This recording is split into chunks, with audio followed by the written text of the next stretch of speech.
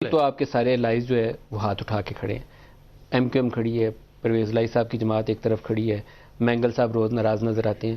یہاں سچویشن یہ ہے کہ لگتا یہ ہے کہ نون لیگ اپنا راستہ تھرو اسٹیبلشمنٹ ہموار کرنے کی کوشش کر رہی ہے, جو ٹپیکل پیٹرن 90s میں ہوا کرتا تھا. ہاں جی. نون لیگ اور پیپلز پارٹی ایسے ہی ایک دوسرے کی حکومت گراتے اور بناتے تھے.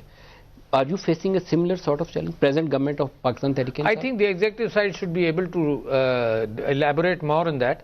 میری طرف جتنی اطلاعات آتی ہیں تو اخباری ذریعے سے بھی آتی ہیں, اور کبھی کبھی اپوزیشن لیڈرز اور گورنمنٹ کے لیڈرز سے میری ملاقات ہوتی ہے. تو میرا خیال یہ ہے کہ ہر ایک کی کنسرنز ہیں, جس کو حکومت جو وعدے کرتی ہے وہ اس کو ہینڈل کرنا چاہیے. یہ جو گیو اینڈ ٹیک ہے یہ جمہوریت کی روح ہے, تو یہ چلتا رہے گا. I am not surprised. آپ نے شہباز شریف نون لیگ کے سوال کو ایڈریس نہیں کیا. کیا نون لیگ کوئی راستہ بنانے کی کوشش کر رہی ہے براستہ اسٹیبلشمنٹ؟ میرا خیال نہیں ہے. میرا خیال ان کی اپوزیشن ہے, کبھی وہ زیادہ کرتے ہیں کبھی وہ کم کر لیتے ہیں, ہے نا, حالات کو دیکھتے ہوئے. آپ کا خیال ہے انکنڈیشنل سپورٹ میں انہیں ایسی دے دی ہوگی؟